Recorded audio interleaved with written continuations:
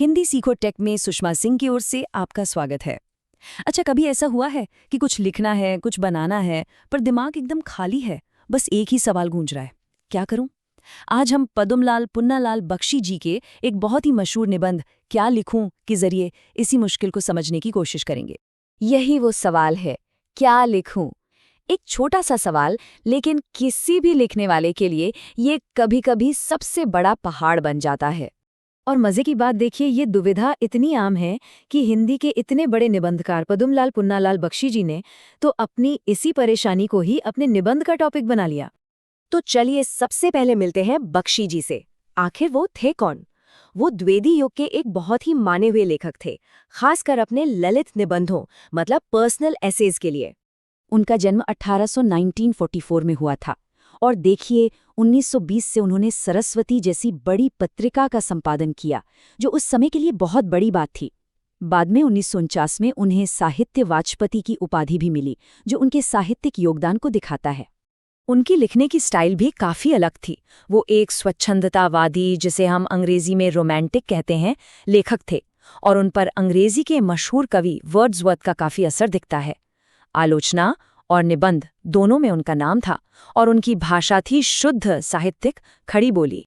अब आते हैं असल सवाल पर, एक अच्छा निबंध लिखते कैसे हैं? क्या इसके लिए कोई नियम कानून है या ये बस मन में जो आया वो लिख देने का नाम है? देखिए, जॉनसन तो यही कहते हैं। उनके हिसाब से निबंध कोई प्लान करके लिखी जाने वाली चीज नहीं है। ये तो बस मन का एक अचानक सा, एक बेलगाम सा आवेग है जो आया और कागज पर उतर गया। और यहीं पर आकर निबंध लिखने के दो रास्ते बिल्कुल अलग हो जाते हैं।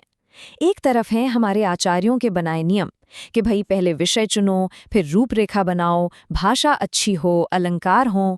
और दूसरी तरफ है मॉन्टेन की आज़ाद शैली, जो कहती है कि लेखक का अपना अनुभव ही सब कुछ है। दिल से लिखो, अपनी नज़र से दुनिया को देखो। तो बख्शी जी ने इस कश्मकश को कैसे सुलझाया? इसका हल तब निकला जब उनकी दो स्टूडेंट्स नमिता और अमिता ने उनके सामने एक मजेदार चुनौती रख दी। उन्हें दो एकदम अलग अलग विषयों पर लिखने को कहा गया। एक तरफ तो एक कहावत थी, दूर के ढोल सुहावने होते हैं, और दूसरी तरफ एक गंभीर टॉपिक, समाज सुधार। अब सोचिए, इन दोनों का आपस में क्या लेना देना हो सकता है? अब इस मुश्किल का हल उन्हें मिला महान कवि अमीर खुसरो की एक बहुत पुरानी कहानी में। हुआ ये कि एक बार खुसरो को भी ऐसी ही एक चुनौती मिली थी। उनसे खीर, चरखा, कुत्ता और ढोल, इन चार अलग अलग चीजों पर कविता लिखने को कहा गया। और देखिए खुसरो का कमाल, उन्होंने एक ही पद में चारों को ऐसे पिरो दिया कि सबकी इच्छा पूरी हो गई। बस बख्शी जी को अपना रास्ता मिल गया।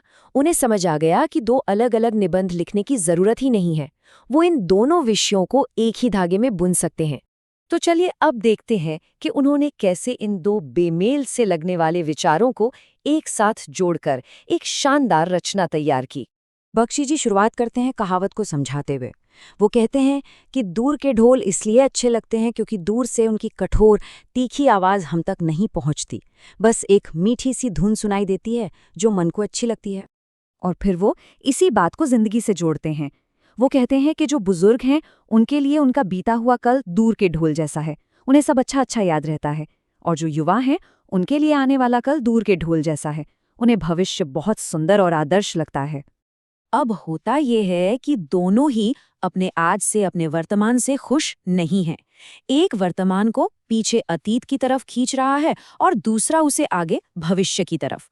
और इस खींचतान में बेचारा वर्तमान हमेशा अशांत रहता है, परेशान रहता है। और यहीं पर एंट्री होती है समाज सुधार की। सुधार का ये जो सिलसिला है, ये कभी खत्म नहीं होता। क्यों? क्योंकि जो सुधार आज किया जाता है वो आने वाले कल के लिए एक पुरानी परंपरा बन जाता है। फिर एक नई पीढ़ी आती है और उसे बदलने की बात करती है। मतलब जो आज प्रोग्रेसिव है वही कल पुराना हो जाएगा। यही तो जीवन की चाल है, इसकी प्रगतिशीलता है। तो अंत में बख्शी जी हमें ये सोचने पर मजबूर करते हैं कि हमारा सुनहरा अतीत हो या हमारे सुनहरे भविष्य के सपने, ये दोनों ही असल में दूर के ढोल हैं। ये हमें इसलिए सुहावने लगते हैं क्योंकि ये असलियत नहीं है, बस एक कल्पना है। और ये निबंध हमें एक बहुत बड़े सवाल के साथ छोड़ जाता है कि अगर ऐसा है तो फिर प्रगति का, आगे बढ़ने का असली मतलब क्या है? धन्यवाद।